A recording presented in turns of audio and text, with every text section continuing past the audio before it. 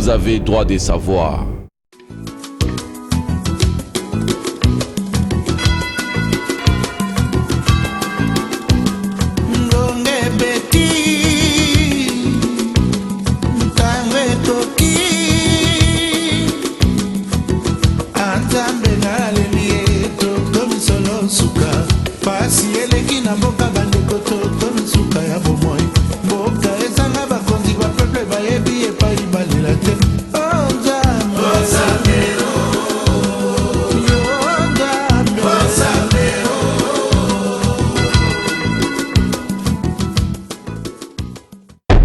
Vous avez droit de savoir.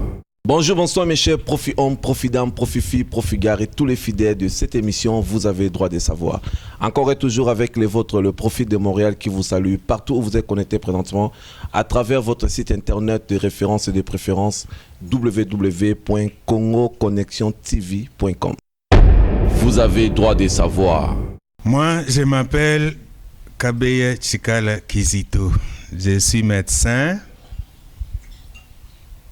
Ma spécialité, c'est la pneumologie et l'imagerie médicale. Je suis ici à Montréal dans le cadre de la francophonie. Nous avons été invités comme conférenciers. On avait des sujets à traiter à la conférence de la francophonie sur les soins palliatifs. En dehors de mes préoccupations professionnelles, je suis membre d'un parti politique qui s'appelle CDPS. Alors nous voudrons savoir, CDPS a eu naissance depuis quand? CDPS, c'est parmi les nouveaux-nés de la politique congolaise. Ce n'est pas les nouveaux-nés, mais c'est un fils qui a évolué. Un fils qui a pris naissance de sa mère, qu'on avait appelée l'Union pour la démocratie et le progrès social, IDPS. IDPS, c'était un navire qui a commencé sa course, comme vous le savez, dans les temps profonds là de la clandestinité. Depuis les années 1978-79, la clandestinité. Et puis, il a vu le jour en 1982. Après 82, cette naissance de l'IDPS n'a pas été vraiment une vraie naissance. C'était un navire qui chavirait. On a évolué dans la, comme vous le savez bien, dans les régimes forts de l'État, parti-État, qu'on appelait les MPR. Les MPR qui ne cédaient rien à personne, qui ne cédaient aucun droit à qui que ce soit. La dictature totale. Alors, la naissance de l'IDPS, c'était pour donner un peu droit, parole au reste des Congolais, parce qu'ils n'en avaient pas. Alors, ces droits, nous sommes en train de lutter depuis lors. On ne l'a toujours pas vraiment reçu. L'IDPS, c'est comme un navire qui est en train de chavirer. Merci beaucoup, papa. Nous avons bien compris. Alors, nous voudrons savoir pourquoi vous êtes plus à l'IDPS. C'est-à-dire, nous avons vu notre navire qui était en train de chavirer. Quand un navire est en train de chavirer, c'est quoi? C'est le capitaine. C'est qui le capitaine? La direction politique de l'IDPS. Merci beaucoup. Alors, pourquoi vous avez seulement choisi le nom CDPS au lieu de choisir un nom assez contraire de l'IDPS? Vous voulez toujours vous référer à l'IDPS pour avoir du succès ou pour mieux fonctionner? Non, c'est pour un idéal. Nous sommes un parti du monde socialiste. Nous sommes partenaires des sociaux-démocrates. Et c'est dans ces cadres que nous avons gardé, par exemple, PS, Progrès social. C'est pour notre adhérence à notre partenariat avec les sociaux-démocrates du monde. Alors maintenant, les C là-bas, c'est comme les premiers congrès du parti. Premier congrès du parti que tout le monde attendait, parce que depuis sa création, on n'avait jamais tenu les congrès. C'est les congrès qui décident, comme vous le savez. Alors, notre premier congrès, c'est nous qui avons tenu ces congrès, c'est nous qui l'avons préparé, qui avons tout fait. Alors, c'est pour dire que, pour mémorer notre congrès. D, c'est comme la démocratie. La démocratie, c'est notre idéal. L'idéal pour lequel nous luttons depuis des années et des années. Alors, vous allez me demander pourquoi CDPS, pourquoi nous avons quitté l'IDPS. Vous avez droit de savoir. L'IDPS, je vous ai dit dès le début que c'était un navire. Ce navire a commencé à chavirer depuis longtemps, mais on n'était pas tellement sensible. On ignorait beaucoup de choses. On était entraîné. Vous allez me demander, on chavire comment l'IDPS est en train de chavirer. L'IDPS nous a entraînés dans une dictature qui n'avait pas son nom. Depuis quand? Depuis des années. Vous pouvez nous dire au moins depuis quelle année, parce que là vous parlez de 78, depuis que l'IDPS a commencé. L'IDPS a commencé de fonctionner depuis à 82, si je ne me trompe pas. Alors nous voulons savoir, parce que là vous étiez là, parce que vous parlez du premier congrès, donc ça veut dire que vous étiez au départ de toutes choses. Alors vous êtes mieux placé pour nous expliquer à quel moment que l'UDPS a commencé à se dérailler.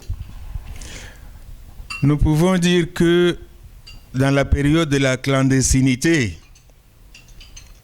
tout le monde avait un idéal d'avoir la voix au chapitre, un idéal de quitter les impairs partis-État avec toute sa dictature, avec tout ce que ces partis nous a fait voir, de toutes les couleurs.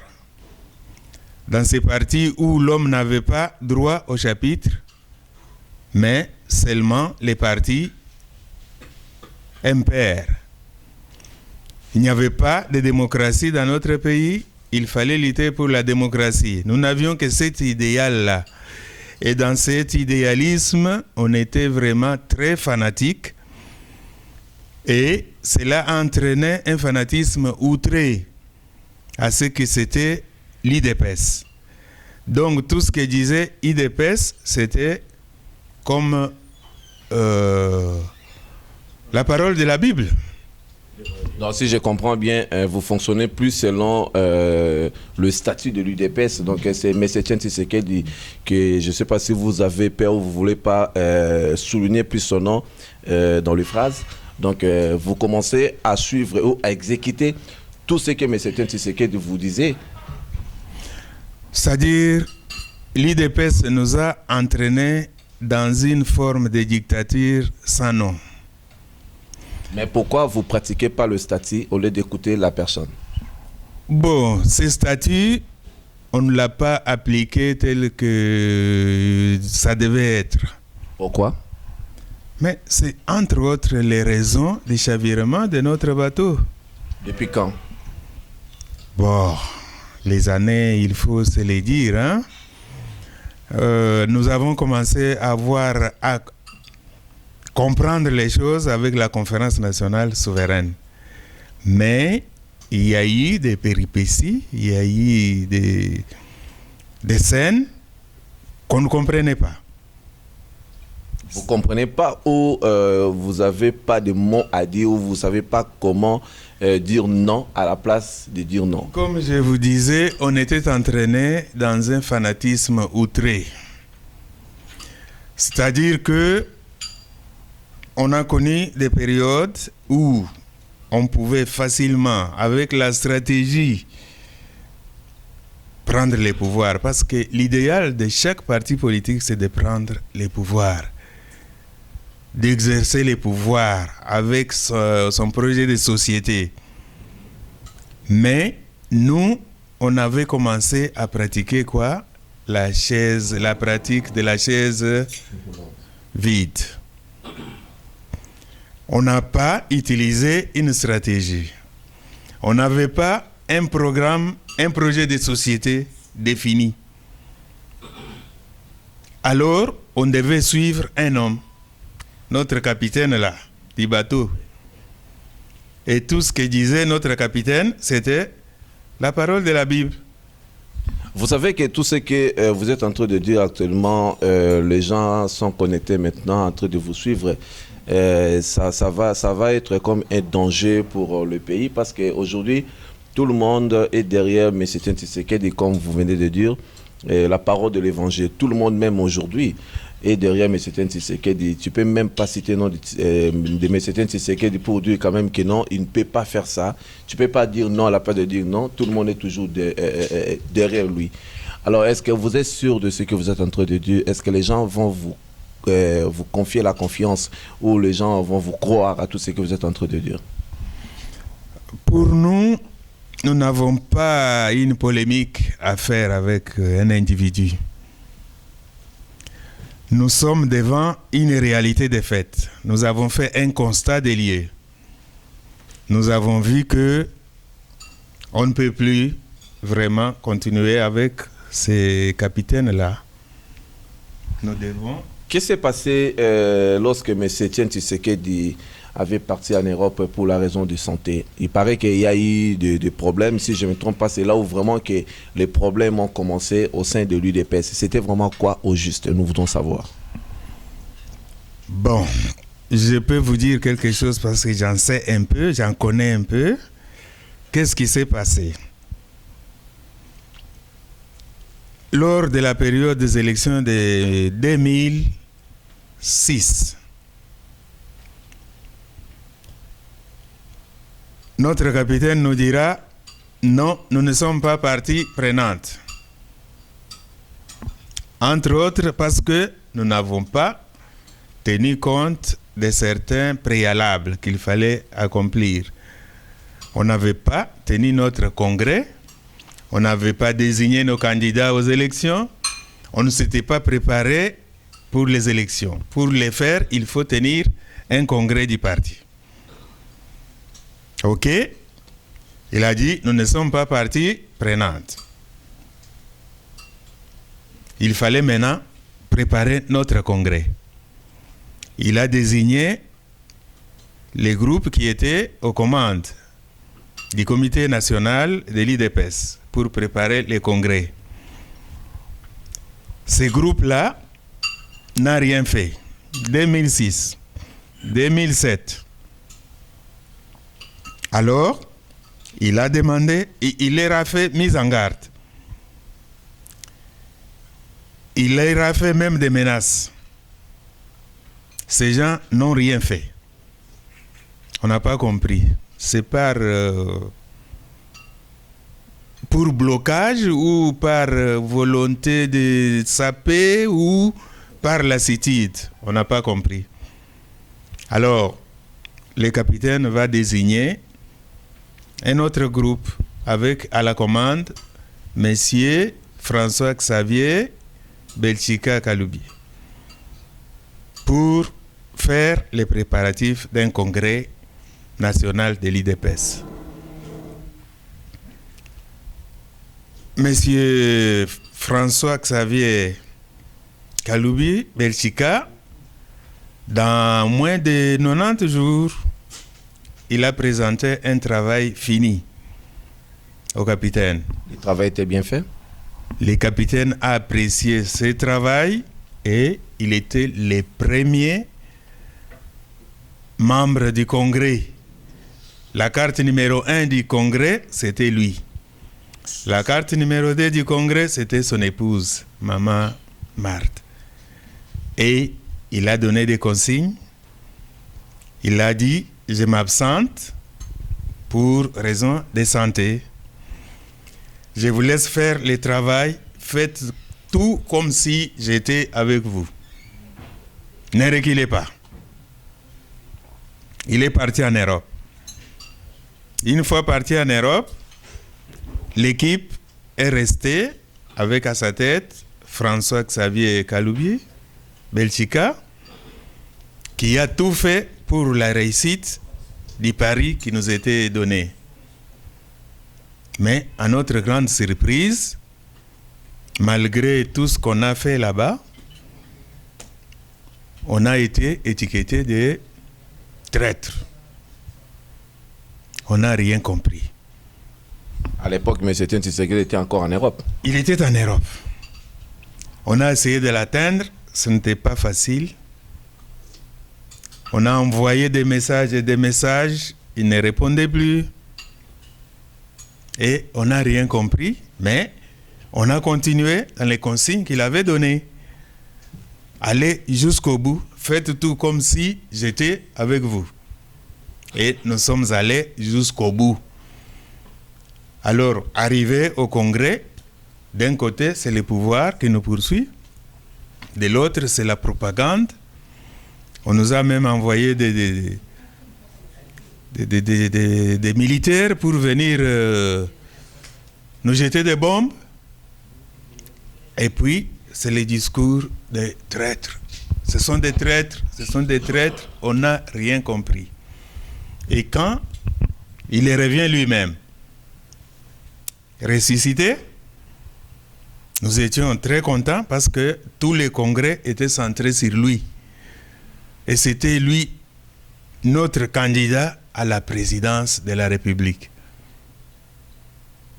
Alors, une fois venu, on s'attendait à ce qu'il remette la pendule à l'heure. À notre grande surprise, il va convoquer encore un premier congrès du parti. Pourquoi?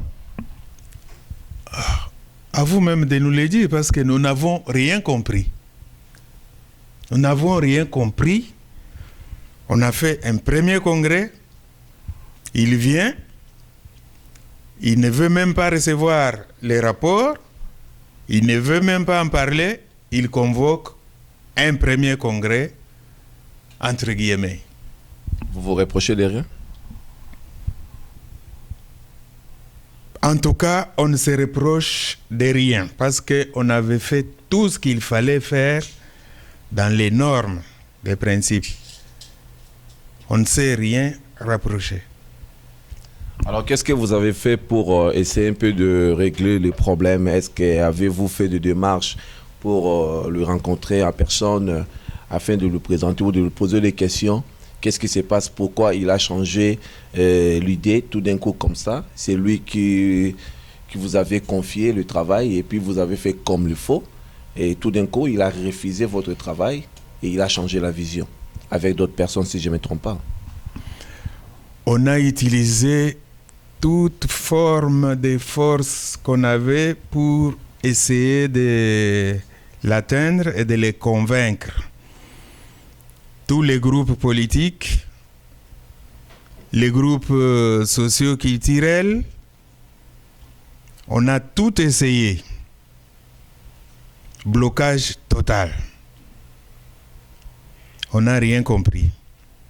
C'est ainsi qu'on s'est mis à relire l'histoire, à faire l'évaluation de la situation. On a vu que notre navire était en train de chavirer et qu'il était temps de prendre les voiles pour sauver ce qui était encore à sauver.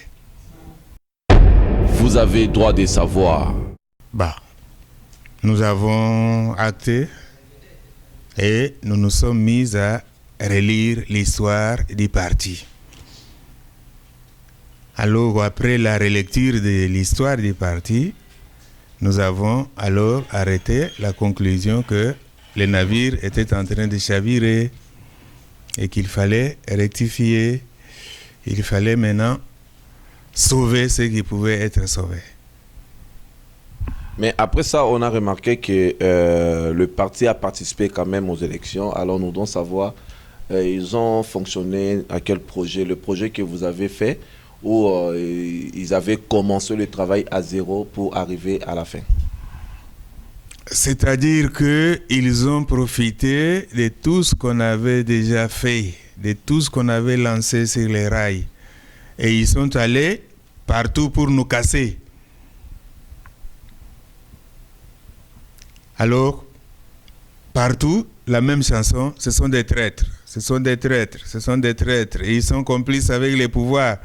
Alors que les pouvoirs là-bas nous traitent des gens vraiment, je ne sais pas, violents ou quoi.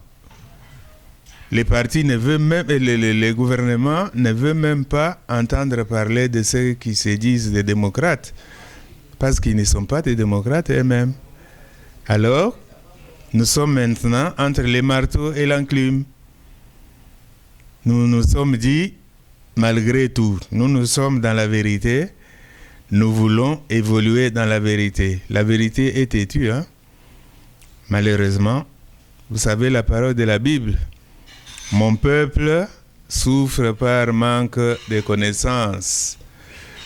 La plupart de nos gens ne connaissent pas les vérités. Et c'est ainsi que, dans ce fanatisme outré, on nous a un peu indexés. Mais nous ne pouvions pas nous décourager. Alors, que pensez-vous de la vision politique de l'UDPS ou de M. Tshisekedi? Est-ce qu'il a vraiment une vision qui va changer les choses actuellement en République démocratique du Congo? Parce que la situation est tellement complexe au Congo. Ce que je peux vous dire est que l'idéalisme, l'idéal qu'on avait au commencement du parti UDPS, et c'est que avec l'évolution des temps, les temps évoluent, hein? Dans un premier temps, l'idéal était de créer un parti politique démocratique. L'idéal était d'éviter, donc de supprimer la dictature dans notre pays.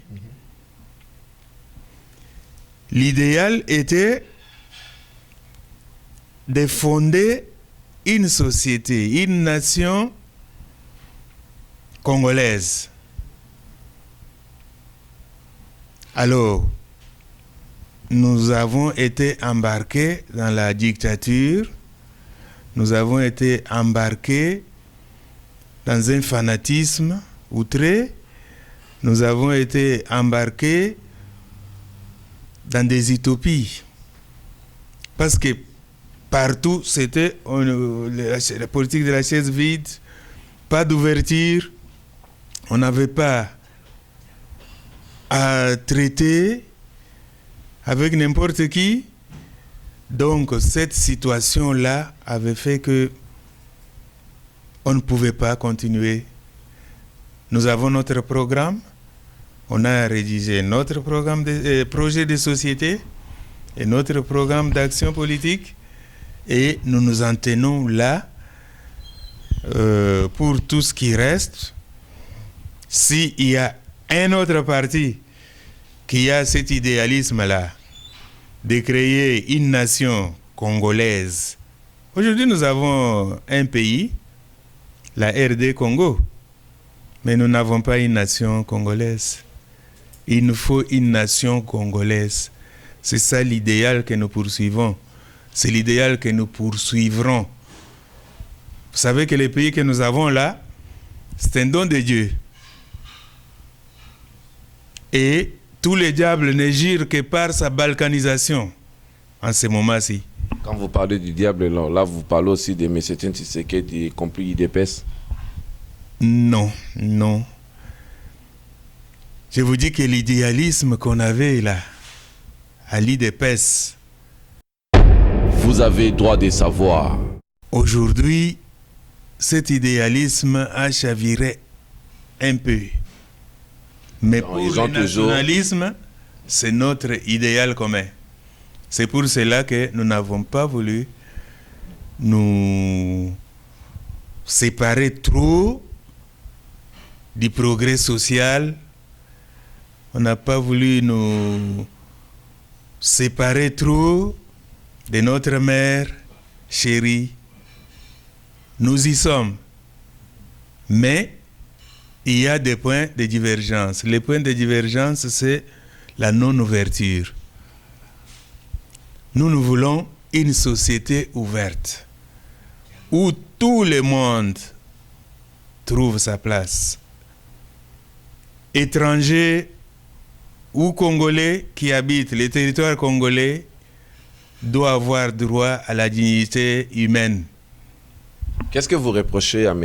Etienne Tshisekedi par rapport à toutes les tragédies, par rapport à tous les problèmes qui vous arrivent? Vous le reprochez de quoi?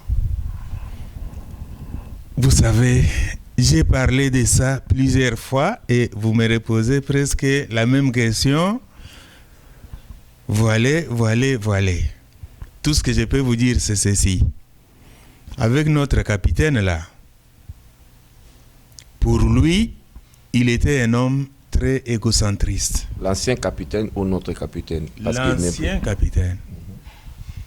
Il était tellement égocentriste. Un homme qui ne pouvait pas entendre les autres. Sa parole était la parole de la Bible. Il est devenu ou il était comme ça depuis? Il a toujours été et il a continué à l'être. Et il continuera. Et il continuera. C'est pour cela que nous nous sommes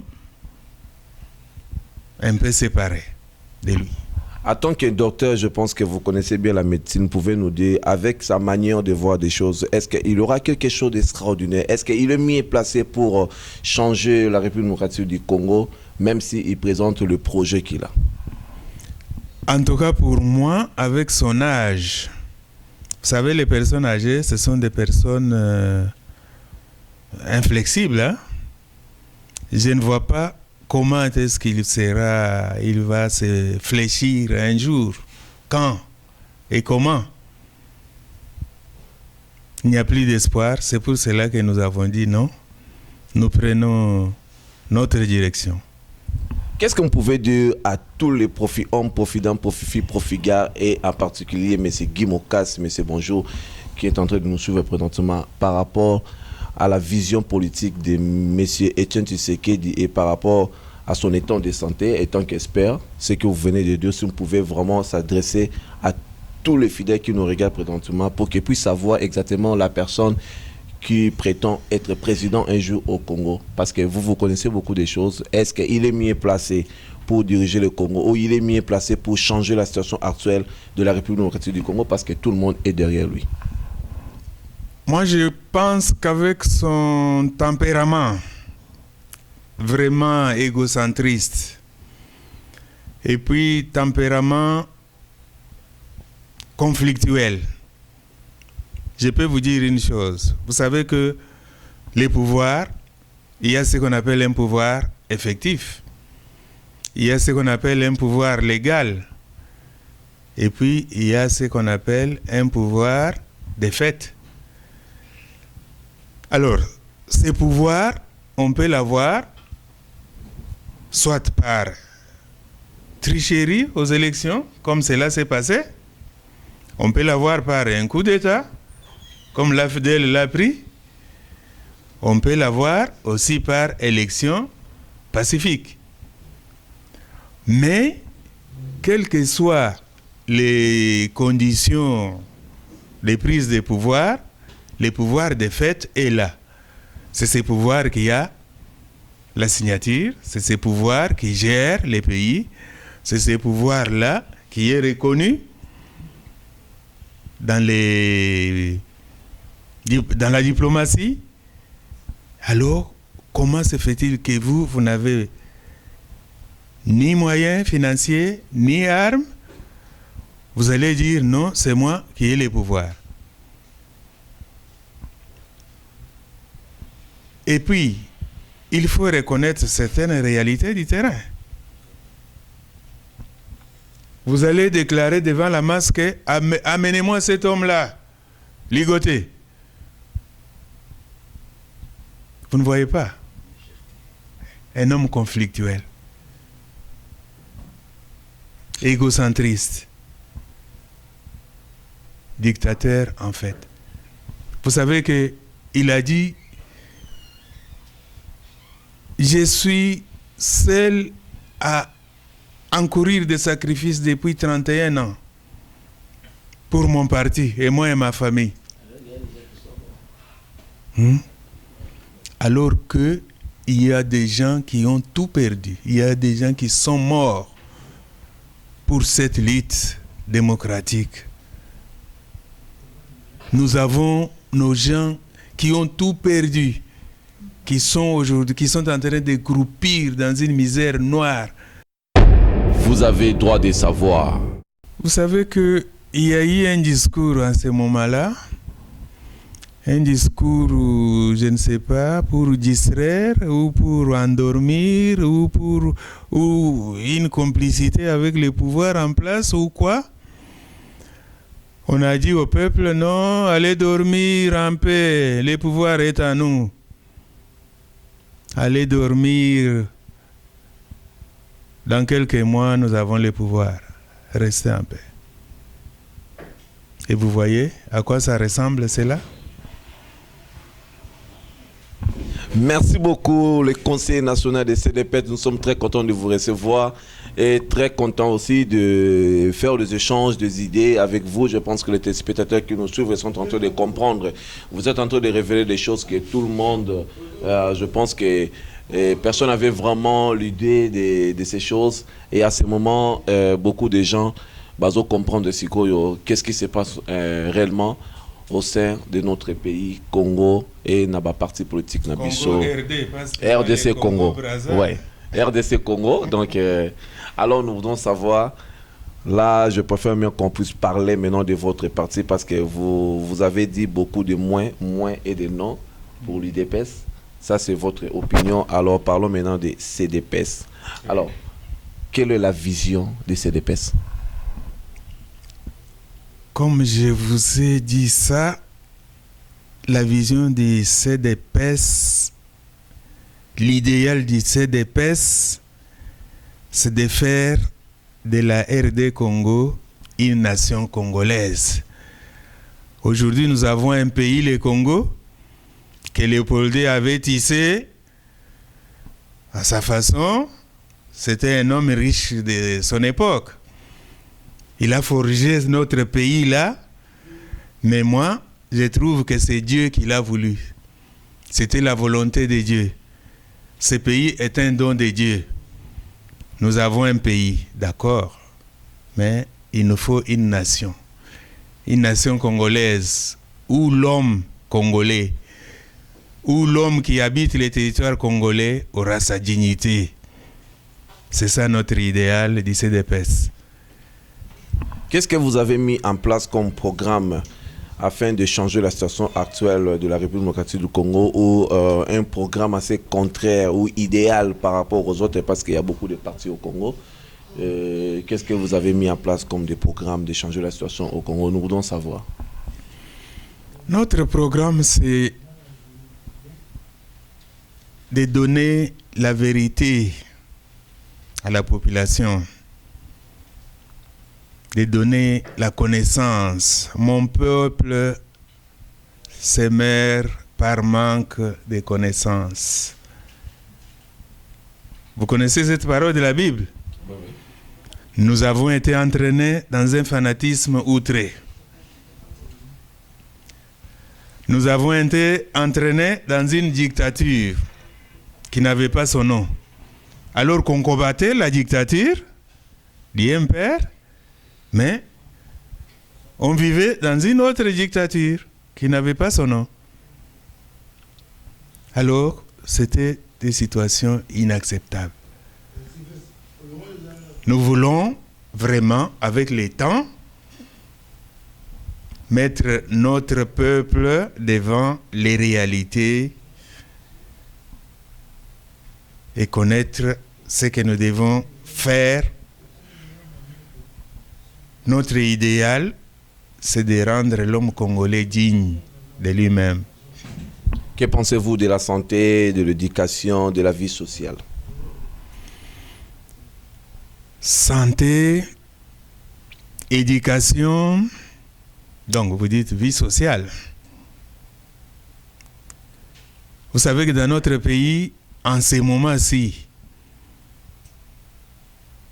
on manque même de l'eau à boire. Les courants, n'en parlons plus. Vous verrez les gens à Kinshasa, les gens courent avec les bidons. Les bidons, à gauche, à droite, pour chercher de l'eau. Alors que nous sommes dans un pays où regorge des rivières, nous avons un grand fleuve, nous avons un grand barrage. En ces moments-ci, quels sont les Congolais qui peuvent s'assumer pour les problèmes de leur santé? Vous savez que tous les gens chez nous ne tiennent en ces moments que par nos gens qui sont dans les diasporas. Donc, celui qui a son fils à Montréal, celui qui a son fils à Paris, celui qui a son fils à Bruxelles, à Jobourg, je ne sais où encore. Alors, ce sont ces gens-là aujourd'hui qui tiennent la plupart des familles chez nous.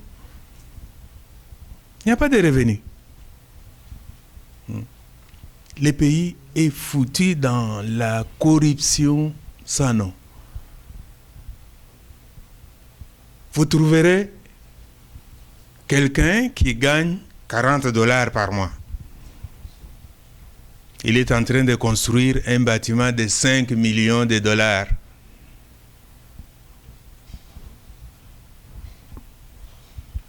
Alors, comment vous pouvez vous expliquer cela?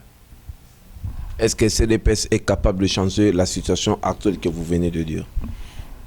Oui, dans notre programme de projet de société, nous sommes capables d'instaurer un régime où la justice sera applicable à tous. Expliquez-nous quelques détails, comment cela peut arriver.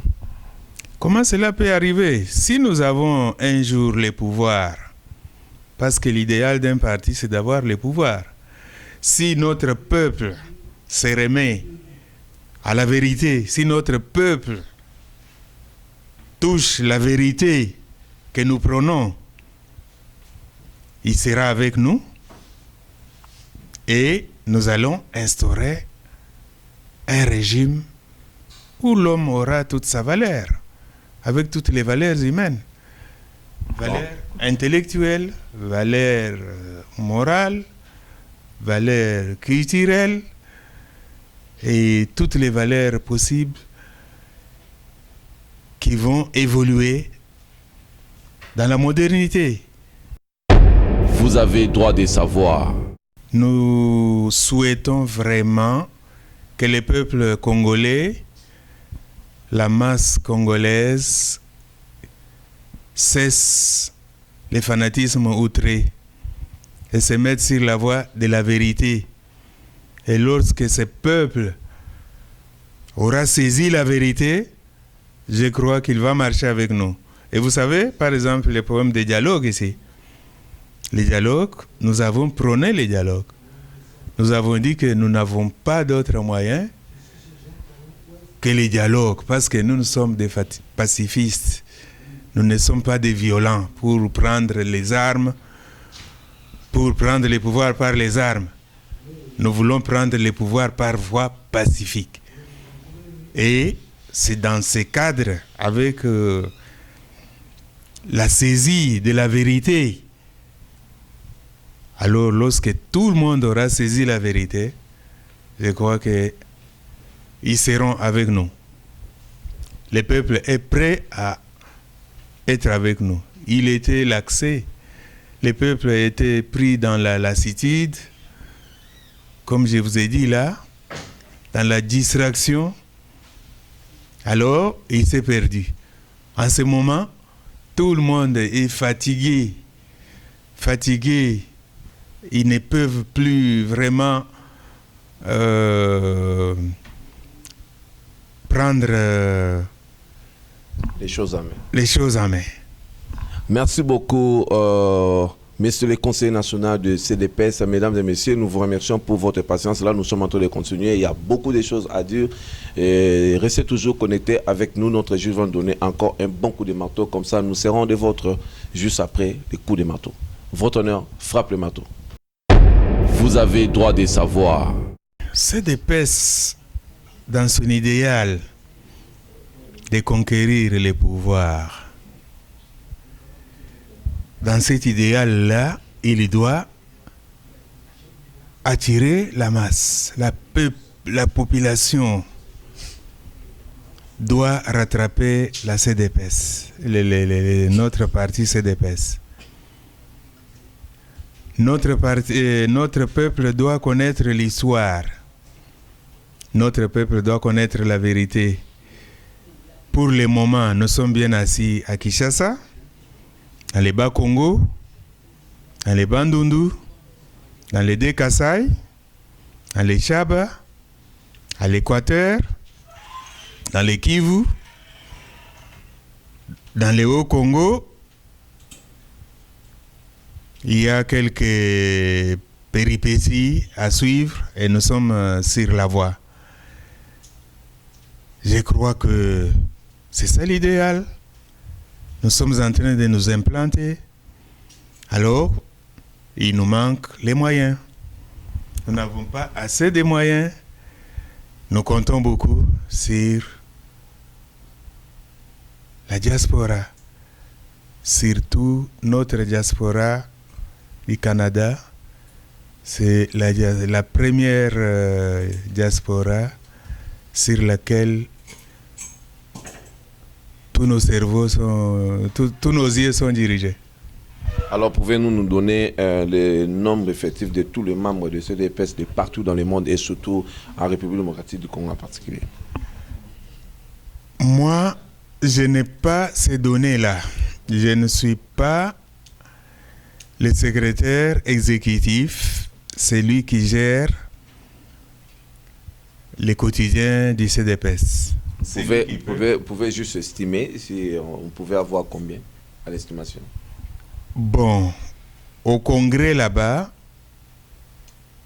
nous pouvions estimer à plus que 20 millions. Hein?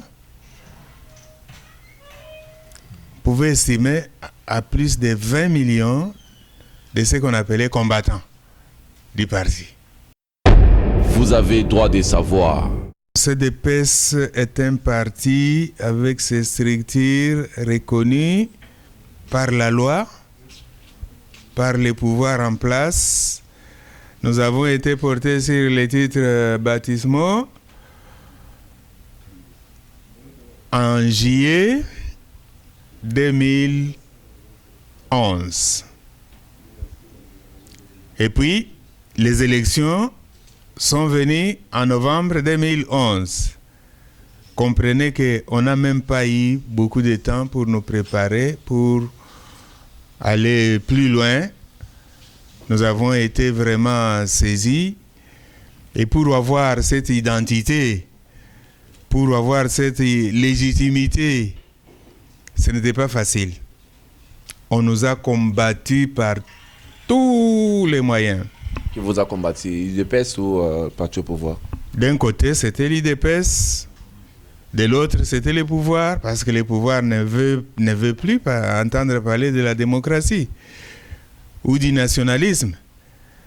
Alors, nous étions vraiment entre les marteaux et l'enclume.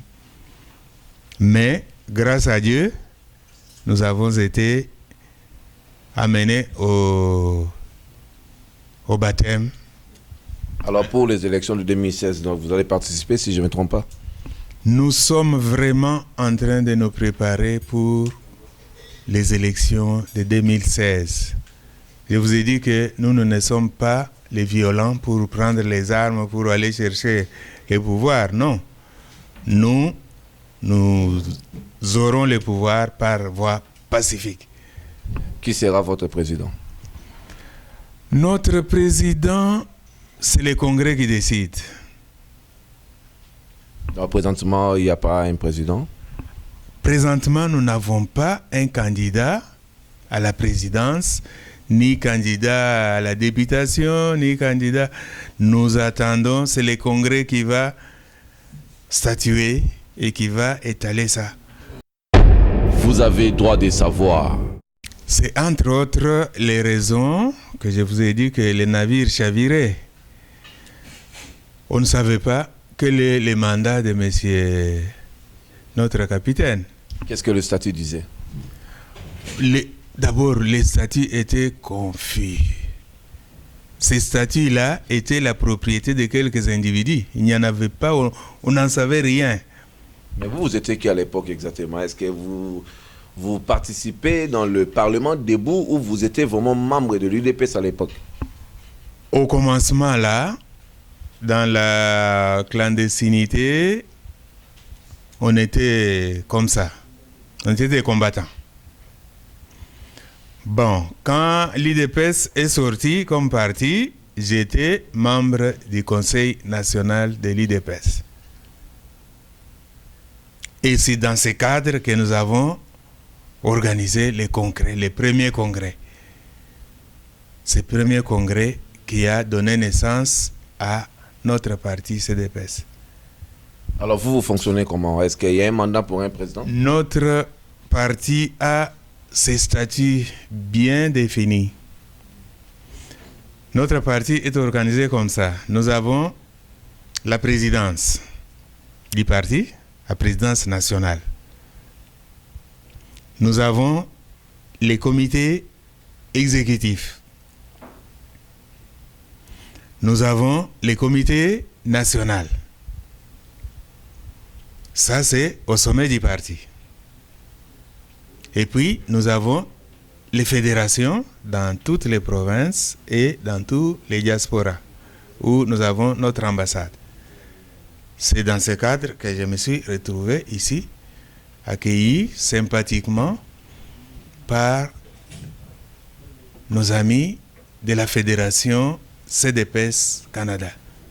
Alors, je vais savoir quelque chose parce que vous étiez là. Je pense que même le rumeur pouvait quand même l'avoir. Alors, je vais savoir, est-ce que M. Tshisekedi, il avait un mandat, soit de 5 ans ou 2 ans, où il était président éternel? On n'en parlait même pas. Pourquoi? Mais je vous ai dit qu'on était dans un fanatisme outré. Personne qui pouvait s'attaquer à Tshisekedi. Personne ne pouvait s'attaquer au président, je ne sais pas s'il faut l'appeler maréchal ou quoi, mais c'était un fanatisme outré. Vous savez ça depuis quand? Bon, on avait commencé à relire, à réévaluer la situation depuis un certain temps. Il y a 10 ans passés, 20 ans passés? Je ne pense pas qu'il y a 2 ans passés. Bon, je peux dire qu'il y a près de 15 ans. Près de 15 ans. Mais vous partagez ça à personne.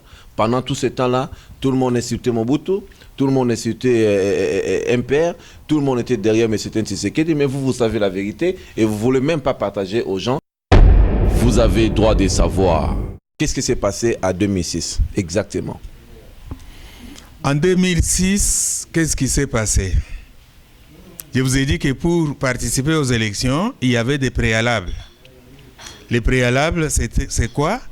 Chaque parti qui devait participer aux élections devait tenir son congrès. Et c'est ce congrès-là qui devait décider, qui devait désigner les candidats aux élections. Bon, à l'UDPS, ce congrès n'avait jamais eu lieu. Et on n'en parlait même pas. Pourquoi? Le président a dit que nous ne sommes pas partie prenante. Et c'était comme ça, la parole de la Bible. Nous ne sommes pas partie prenante. Vous avez droit de savoir. Alors nous voudrons savoir, il était là pourquoi? Parce qu'il y avait des gens, mais de mêmes personnes que lui, il traite aujourd'hui les étrangers, mais il faisait partie des gens. Alors pourquoi? Entre autres, c'est ça les causes pour lesquelles les navires ont commencé à chavirer. Vous savez que c'était l'IDPS qui avait fait la lettre de 50 pages qui avait été adressée au Conseil de sécurité des Nations Unies. C'est avec cette lettre qu'on a fait les rencontres de Lusaka. Dans ces rencontres là-bas, qu'on avait initié la rencontre de Sun City. C'était nous, l'IDPS, qui avait initié cette histoire. C'est dans ce cadre qu'on s'est retrouvés à Sun City. Et quand on s'est retrouvés à Sun City, il n'y avait pas beaucoup de partis. Il y avait une affaire de 7 partis politiques à cette époque-là. C'est M. Étienne Tshisekedi qui a demandé à ce que les autres partis viennent. Pourquoi? Bon, lui, c'était un homme de la démocratie. Il voulait une démocratie ouverte. Une démocratie totale. Pas une démocratie restreinte. C'est ainsi qu'il va même rédiger de sa main les listes de certains partis qui devaient rejoindre les groupes qui étaient à Sun City. Donc, il était d'accord pour cette assemblée-là. Ok. Alors, qu'est-ce qui s'est passé à Sun City? L'homme croyait que, en tant qu'initiateur, tout le monde allait être derrière lui. Alors que les démons de la balkanisation étaient là. Qui? Vous savez que l'homme de la Belgique, là, qui s'appelait Louis Michel, était là. Et il a tout fait pour récupérer tout le monde contre Tshisekedi. Donc Tshisekedi, il était parti aussi prendre le morceau de gâteau comme tout le monde, mais après on lui a donné les dos. On n'a pas compris. Est-ce qu'il l'a fait sciemment ou par duplicité? On n'a pas compris. Parce qu'après, il a refusé de prendre part à tout ce qui s'est décidé à Sun City. C'était quoi la décision? La politique de la chaise vide, hein? Nous n'y sommes pas. On va continuer, vous avez le droit de parler comme les téléspectateurs ont le droit de savoir. Oui, il a dit que bon, on le laisse faire, nous ne sommes pas partie prenante. Et comme c'était la parole de la Bible, tout le monde a Dites Amen. dit Amen. Et c'est comme ça que on a laissé la formule de 1 plus 4. Vous avez droit de savoir. Parce que nous avons laissé aller. Bon, le capitaine n'a même pas choisi quelqu'un pour dire, bon, moi je n'y suis pas, mais yo kendeo représenter bis. Non? Oui. Personne. Donc nous n'y allons pas. Nous restons là où nous sommes. Bangobakent. Donc vous dites seulement Amen à tous les versets que M. Tshisekedi dit. Des erreurs, sur erreurs. Fanatisme outré, Amen. C'était vraiment toute une église alors. Toute une église. C'était une église. On nous avait entraînés dans une église, dans une société culturelle qui n'avait pas son nom. Je pense que vous êtes mieux placé pour nous parler des conflits de Bemba et M. Tshisekedi parce que j'étais avec Serge Ouello tantôt, il m'a parlé des choses. Il a dit le député de Bemba avait refusé de s'allier avec l'UDPS comme d'autres partis ont fait. Et il paraît que M. Tshisekedi avait refusé aussi de donner la main forte à 2006, alors lui aussi, à 2011, a refusé. Qu'est-ce qui s'est passé réellement entre Jean-Pierre Bemba et M. Tshisekedi? Oui, je n'en sais pas beaucoup, mais je peux vous dire les peu que je sais, que je connais. Ce qui s'est passé, c'est quoi? Monsieur Mbemba et les groupes de l'AFDEL et les groupes de Maïmaï ou Kila, vous voyez qu'ils ont conquis le pouvoir par les armes.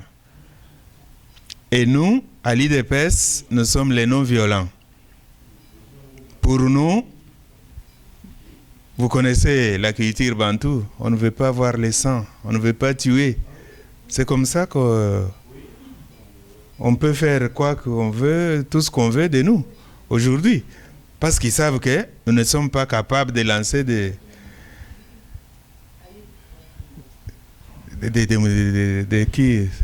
pierres, des armes et tout ça. Oui, nous n'en voulons pas. Nous ne voulons pas tuer. Nous ne voulons pas voir les sangs. Ça, c'est la culture bantou. Mais il avait quand même accepté Mouzé Kabila lorsqu'il avait fait son entrée en République démocratique du Congo. Oui. C'est grâce à ça aussi que Mouzé a traversé tous les pays pour atteindre Kinshasa. Parce que Tshisekedi avait donné un mot d'ordre comme quoi mais Bemba aussi a Zamouanamboka, pareil, Kabila aussi était rentré par là. Oui, tous, ils sont venus comme ça. Alors pourquoi il a accepté Kabila et puis Bemba il a dit non? Une fois arrivé, une fois installé au pouvoir, ils n'ont pas voulu donner droit au chapitre aux autres. C'est comme ça que tout a chaviré. Et comme ils avaient leurs armes, comme ils avaient le pouvoir, l'argent, tout, l'IDPS n'avait rien, n'avait pas les armes, n'avait pas l'argent. Alors, qu'est-ce qu'ils pouvaient? C'est comme ça que les groupes-là, qui a conquis le pouvoir par un coup d'État, ces groupes-là qu'on avait essayé de joindre pour chasser la dictature, le groupe est venu et a commencé à forger sa propre dictature. Merci beaucoup, monsieur le conseiller national. Nous voudrons savoir, vous parlez de l'UDPS, vous parlez de M. Tshisekedi depuis 1978. Je pense que vous êtes mieux placé pour nous expliquer quelque chose parce que depuis la guerre de M. Mobutu et M. Tshisekedi a commencé, personne n'a révélé la raison pour laquelle ces deux personnes qui collaboraient bien et qui ont des liens intimes, si aller plus loin, ces deux personnes se séparaient comme ça. Nous devons savoir qu'est-ce qui s'est passé entre M. Mobutu et M. Tshisekedi. Parce que j'ai des vidéos, M. Mobutu a déclaré qu'il avait confié à M. Tshisekedi au moins plus de 5 postes ou 4 si je ne me trompe pas. Donc il était vraiment moboutiste. Mais des jours après, M. Tshisekedi est devenu opposant. Il y en a d'autres qui ont dit, selon les attentes, il fallait qu'après 5 ans, M. Tshisekedi puisse prendre le pouvoir. Mais c'est Mobutu a refusé. C'est la raison pour laquelle ils se sont séparés. Vous avez droit de savoir. M. Tshisekedi était le premier moboutiste. C'est lui qui a forgé presque toute la documentation du MPR Parti État. Les manifestes de l'Ancélé, c'est M. Tshisekedi. Le premier ministre de l'Intérieur de Mobutu, c'était qui? C'est M. Tshisekedi. C'est lui qui avait la sécurité, la police. C'est lui qui faisait tout. Mais il y a une chose que vous devez savoir. M. Tshisekedi comme M. Mobutu, tous des hommes hautains, égocentristes, alors vous pouvez comprendre que ça ne pouvait pas marcher. À un moment, ils devaient se séparer. C'est ce qui est arrivé. Parce que M. Mobutu ne pouvait pas accepter quelqu'un qui pouvait le contredire. M. Tshisekedi, avec sa logique de premier docteur en droit, les premiers universitaires du Congo. Donc pour lui, il n'y avait pas d'autres Congolais qui pouvaient l'égaler. Et avec tout ça, ça créait des conflits. Et cela ne pouvait pas manquer.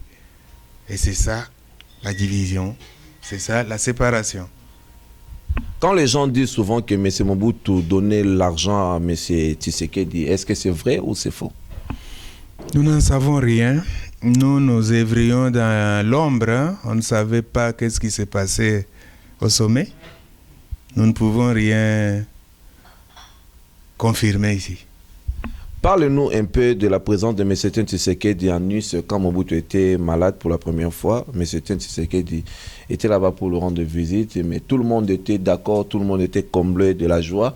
Et tout le monde croyait que M. Mobutu va donner le pouvoir à M. Tshisekedi, mais après, M. Mobutu a nommé, si je ne me trompe pas, Likulia. Qu'est-ce qui s'est passé réellement? Parce que M. Mobutu avait rassemblé presque tous les hommes politiques et je pense qu'il avait au moins une idée de faire quelque chose pour le Congo. Mais après, tout a changé. C'était vraiment quoi le problème? Vous avez droit de savoir. Toute la population était derrière lui. Tout le monde ne jurait que par la mort d'un père parti État. Mobutu lui-même était conscient de la situation. Et Mobutu, en soins palliatifs, était prêt à tout céder. Mobutu était prêt à tout céder. C'est ainsi qu'il avait accepté de recevoir notre capitaine. Et quand il est arrivé à Nice, ils se sont parlé avec Mobutu. Mobutu lui a promis que voilà, ce sont des grandes décisions. On ne peut pas les prendre ici à Nice. Rentrez au pays. Je vais vous suivre et nous allons prendre ces grandes décisions. C'est ainsi que quand Mobutu est revenu, d'abord quand Tshisekedi est venu, il a donné ces rapports-là au peuple. Le peuple était très content. Et quand Mobutu est venu, vous savez comment il a été accueilli. Mobutu lui-même n'en revenait plus. Et vous savez ce qu'il a déclaré? Je connais vos attentes. C'était quoi l'expression d'une manière claire? L'expression, c'était que il va donner le pouvoir à M. Tshisekedi, aimé de tout le monde. Il va donner le pouvoir au peuple. À travers M. Tshisekedi. Que ce soit à travers Tshisekedi ou que ce soit... Bon, il y avait beaucoup de choses à faire parce qu'il y avait une constitution en place qu'il fallait changer. Il y avait toute une structure qu'il fallait changer. Donc, ça ne pouvait pas se faire comme ça, du coup, de la main, pouf, pouvoir et Angoine. Non. Alors, quand Mobutu est revenu, le peuple l'a accueilli comme un prince, comme Jésus qui revenait. Comme l'entrée de Jésus à Nazareth. Alors, Mobutu convoque maintenant la classe politique. N'avait pas convoqué les partis politiques. Ce n'était pas l'IDPS, ce n'était pas... Non. Il a fait la liste des sommités politiques de toutes les provinces de la République. Il les a conviés au Mont Galiem. On ne sait pas. Peut-être c'est ces jours-là qu'il allait céder les pouvoirs parce que en soins palliatifs, il savait déjà qu'il était partant et qu'il ne pouvait pas encore jouer la carte du pouvoir comme tel. Alors, quand les sommités politiques se sont retrouvées en Galiem, au Mont Galiem, Monsieur Étienne Tshisekedi vient et il va se mettre dans un coin à part. Il n'a pas rejoint les groupes. Toujours dans le cadre d'un docteur en droit? Oui, écocentrisme poussé. Donc, lui ne pouvait pas aller discuter avec ces gens-là. Lui, il se considérait le seul que le peuple connaissait, le seul que le peuple aimait. Vous voyez ces erreurs-là? Au lieu d'être ouvert, de rester avec tout le monde, d'entendre ce que l'homme allait dire, non, il n'a pas voulu.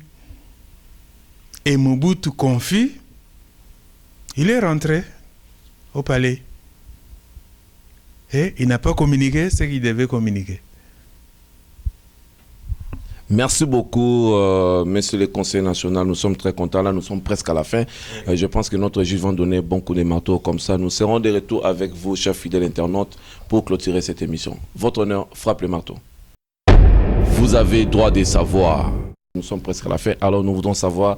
Je vis sur la table livre blanc sur l'UDPS. Regardez ça très bien. De l'UDPS. Alors, parlez-nous un peu de ce livre. Qu'est-ce qu'il y a là-dedans? Nous voudrons savoir un peu en grosso modo. Merci beaucoup pour votre question. Le livre blanc en question, c'était pour expliquer, c'était pour répondre à toutes les questions, entre autres les questions que vous m'avez posées ici. Toutes les réponses sont là-dedans. On a voulu, dans ce livre blanc, faire la relecture de l'histoire de l'UDPS et montrer comment les navires a chaviré, quelles sont les erreurs commises depuis le commencement jusqu'à ce jour. Il a fallu que tout le monde sache la vérité et la vérité va nous affranchir. C'est ça le but de ce livre blanc que vous voyez là-bas. Le livre blanc, c'est une relecture de l'histoire du parti. Alors, que pensez-vous de réalisation actuelle de la part du parti au pouvoir? On a vu les images, M. Matata Ponyo, qui est le Premier ministre actuellement. Il a dit, il a trouvé la bonne manière ou la bonne façon d'évacuer l'esprit des morts pour le transport de notre pays. Il a acheté 300 bis, si je ne me trompe pas, pour donner les bons cadeaux à la population de biens véhiculés dans la ville, transport en commun. C'est une bonne idée ou c'est une mauvaise idée? Vous savez que actuellement, avec la modernité dans les villes, il y a les grands problèmes. C'est l'eau, l'électricité, les transports. En ce moment où je vous parle, il n'y a pas de transport en commun. Et vous savez que du temps fort du moboutisme, on avait jusqu'à 6000 bus de l'OCC. De l'OCC. Ça s'appelait OC. C'était le Transam, Sotraz et puis les autres. Oui, vous savez qu'on avait jusqu'à 6000 bus. Or, en ce moment-là, la population de la ville de Kinshasa ne dépassait pas 1 million. Alors, aujourd'hui, nous sommes à plus de 10 millions d'habitants sans transport en commun. Donc les 300 là, ça ne suffit pas? 300 bis, qu'est-ce que ça représente? Ça va rouler sur quelle route? Vous avez droit de savoir. Je ne sais pas si tout le monde doit rouler sur les boulevards du 30 juin et les boulevards Lumumba. Parce que la plupart de la population n'habite pas Gombe. La plupart de la population n'habite pas Kingasani. Il y a 24 communes dans la ville de Kinshasa. Alors toutes les communes n'habitent pas sur ces axes-là. À ce moment-ci, vous pouvez voir sur Internet l'état des routes. Et ces bus vont rouler sur quelle route? Et ces bus, qu'est-ce qu'ils représentent par rapport à ce que c'est fait? Donc tout ça, ce sont des questions de la propagande inutile. Alors, que pensez-vous des contrats que le gouvernement vient de signer il y a 2 ou 3 semaines, si je ne me trompe pas, à Paris, pour construire un barrage? Vous avez droit de savoir. Moi, je crois que un projet de barrage, c'est un grand projet, c'est un projet pour les pays, c'est une bonne chose. Mais est-ce que ça ne cache pas quelque chose derrière?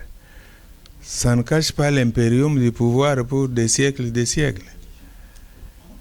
On ne comprend pas. Si on pouvait entretenir Inga, si on pouvait faire marcher Inga, ça serait autre chose. Vous savez que il y a des pays qui n'ont jamais eu un maître des rails. Et nous avons eu ces rails grâce à un sacrifice terrible de la population. J'ai lu un bouquin sur l'économie de notre pays. Notre rail, les rails qu'on a là-bas, chemin de fer du Bas-Congo, BCK, Afigel, hein? Les chemins des Grands Lacs là. Bon, aujourd'hui, toutes ces choses sont à la dérive, abandonnées. Les poumons moteurs de notre pays, c'est les transports, les rails. Il y a des pays qui n'en ont pas, des pays qui pleurent, qui nous envient, et nous avons abandonné ça. Mais il vient encore de signer des contrats et puis selon les informations que moi j'ai eues, il paraît qu'ils vont recevoir, et je pense qu'ils ont déjà reçu au moins 6 locomotives qui devaient venir pour essayer de rétablir tous ces genres de problèmes qu'on venait de dresser. À quoi vous pensez? Ça serait une très bonne chose. Ça peut régler une partie du problème des transports. Parce que le problème des transports, c'est un problème épineux. En ce moment-ci, il y a des groupes de Congolais courageux qui vont ramasser les 207 en Europe pour venir faire les transports en commun. Et malgré ça, ces groupes sont vraiment comme des proies de la police, hein? Alors, comprenez-y quelque chose, la vie est même désagréable dans notre pays à cause du problème des transports, entre autres. Alors tout ça, ce sont des problèmes à résoudre, des problèmes qui doivent entrer dans les programmes, dans les projets de société, dans les programmes des gouvernements à venir. C'est quoi le gouvernement à venir? C'est votre gouvernement? Notre gouvernement. Donc, CDPS va résoudre tous ces problèmes qui traînent actuellement en République démocratique du Congo, comme vous venez de dire. CDPS, dans son programme, dans son projet de société, va mettre sur les chantiers tous ces problèmes. Même si il ne va pas tout résoudre d'un coup, mais avec le temps, si les autres, tous ceux qui peuvent nous suivre, tous ceux qui peuvent venir avec nous, peuvent suivre l'idéalisme que nous prenons là, et je crois que nous y arriverons. Le Canada ici, ça a été construit par la volonté des hommes. Qu'est-ce que vous attendez de la diaspora? Parce qu'aujourd'hui, la diaspora est derrière M. Tshisekedi. M. Tshisekedi, il est comme un roi. Pas comme il est un roi en réalité pour la diaspora. Qu'est-ce que vous attendez de la diaspora? Bon, les livres blancs ici, c'était pour éclairer tout le monde, surtout notre classe intellectuelle, qu'ils puissent savoir qu'est-ce que c'est l'IDPS et qu'est-ce que l'IDPS a commis comme bévue et comment rectifier les tirs, comment régler les problèmes à l'amiable. Nous avons dit que nous y allons, molly mollo. Nous sommes des Congolais ouverts. Le parti CDPS est un parti ouvert à tout le monde. Le parti CDPS compte beaucoup sur notre diaspora. Pour le moment ici, c'est la diaspora qui doit être notre syndicat auprès de l'international, parce que c'est l'international qui décide. Merci beaucoup, messieurs les conseillers. Là, nous sommes vraiment à la fin. Avec le temps qui nous reste, nous voudrons savoir le mot de la fin, en grosso modo, pour que nous puissions terminer cette émission. Notre mot de la fin est que notre parti CDPS, d'abord, au nom de notre parti, je présente toutes mes félicitations à notre fédération CDPS Canada, où nous avons trouvé des gens très sympathiques, vraiment très accueillants. Des partis qui n'ont pas de diversité. Je n'ai pas vu de diversité dans notre fédération CDPS Canada. Et c'est ça que nous voulons créer dans notre pays. Avec toutes nos diversités, nous devons forger la nation congolaise. Et cette nation, c'est ça qui va sauver notre pays. Les pays existent, mais la nation n'y est pas. Merci beaucoup, monsieur le conseil national de CDPS. Nous sommes très contents de vous recevoir au plateau de Congo Connexion TV. Vous avez le droit de savoir de cette émission. Nous sommes très contents, mesdames et messieurs. Là, je salue Papi Bangoudi et Louis Moulumba, et sans oublier Bruno Kikumba, et sans oublier et aussi à Madame Laura Capella, Bosangue, Fido Bosangue, Eddie Bosangue, toute la famille Bosangue, Pascal Belgica, mon vieux du cœur, vraiment merci pour tes soutiens. C'est grâce à toi, tout est réalisé. Et Nico Kadima, et je ne peux jamais manquer de dire bonjour à JP Kossi. JP Kossi, le parrain de la mode canadienne. Là, je salue Guy Mokase et puis Rocco Massala et la fédération CDPS Canada, et pourquoi pas la direction politique CDPS siège Regini Kinshasa. Je vous salue tous, vraiment, mesdames et messieurs. Là, nous sommes à la fin de notre émission. JP Kossi, le parrain de la mode canadienne, c'est grâce à toi, JP Kossi. Nous profils à l'Atiki Toroboye, sans oublier na poche nangeto na mongo ya Guy Mokas, mais c'est bonjour au-delà de la fraternité, au-delà de l'amour. Je vous signale que cette émission était filmée par Fiston Vutukumo à 1080 Full HD, comme vous le constatez. Nous sommes en train de partager de très belles images dans Congo Connexion TV. C'est grâce à Fiston Vutukumo à monté, présenté, réalisé par les vôtres, les profils de Montréal, l'ambassadeur de la presse congolaise en Amérique du Nord, Papa na Destiny, Monseka, Motema ya Nadej, Kabemba, 12e Dan, Grand Prêtre Maire, Masolo, Ezeru Vanda. Un bonjour à Guy Mokas pour clôturer, un bonjour à Imeki Dimbo, un bonjour à Gabi Lubangi, Guy Badjo, un bonjour à tout le monde, mes profits hommes, profits dames, profits filles, profits gars, un bonjour à Elali Baïkoula, les contestables, Resto Bar, les retrouvailles, là nous sommes très bien accueillis. Pepele, Nazana Bino, nous avons toujours Nabino. Votre émission, vous avez le droit de savoir, va passer prochainement dans Congo Connexion TV, et je pense que nous serons des vôtres. À la prochaine. Au revoir. Merci, c'est nous que vous remercions au nom de notre parti CDPS en RD Congo. Merci beaucoup.